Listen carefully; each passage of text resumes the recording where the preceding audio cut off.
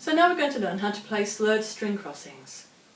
Up until now we've only slurred notes together that are on the same string. In this next exercise we're going to learn how to do a slur and a string crossing at the same time. So the most important thing is that you do the string crossing from the shoulder so that the whole arm moves as a unit across the string while you play the note. So if you can see, we want to make sure we do this movement at the same time as we're moving the bow. So if I just do a slur between an open D and an open A, watch how I keep the relative position of my elbow and my bowing hand the same as I cross the string, like this.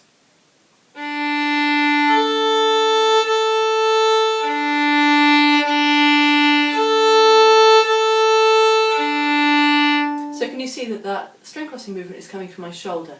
And I'm just keeping the bow moving as I do the slur between the two notes, and when I want to change string I'm just changing the height of my arm.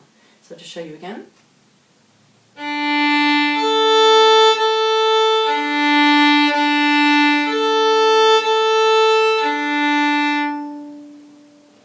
So now I'll demonstrate the rocking elbow on page 78 of Violin-works book 1.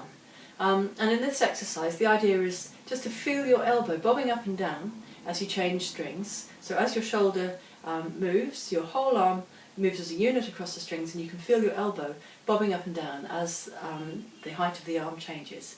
So try and keep this very smooth, very legato, and with a really nice clear sound as you change strings. And also you can be aware of the shape that your bowing hand is making in the air. So in the first two exercises the bowing hand makes a sort of figure of 8 shape, and in the second two exercises it just sort of sways up and down in a curve. Just you can be aware of that. That's not crucial to be aware of it, but it's a nice thing to feel as you're playing the exercise. So I'll just demonstrate these 4 exercises, the rocking elbow exercises. So here's the first one.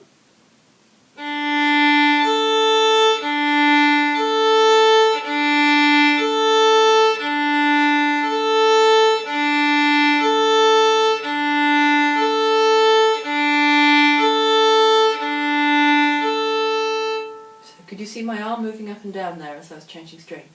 The second exercise is the same thing, but with starting on the higher string instead of the lower string, so the movement is in the opposite direction, like this.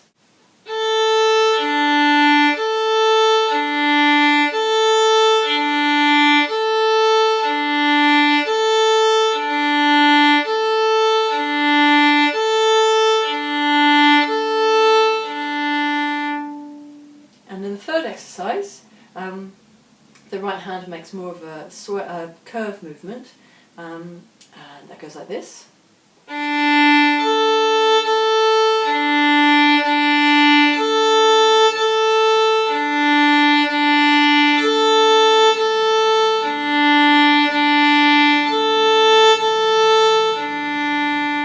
And the next exercise is the same thing, but the other way around, so moving in the opposite direction.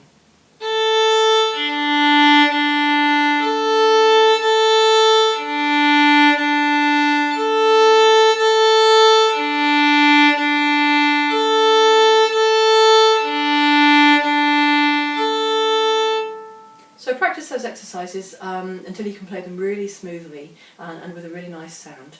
You can change the notes if you want to play some more interesting notes. You could play some different, put a finger down on one of the strings, and you can also practice them on the G and the D string and the A and the E string.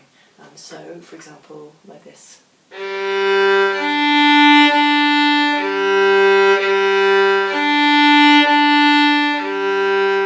And so on, and making sure that the height of your arm on the G string is correct, and that your right elbow is still in line with your bowing hand. And then similarly we can do the same thing on the A and the E string.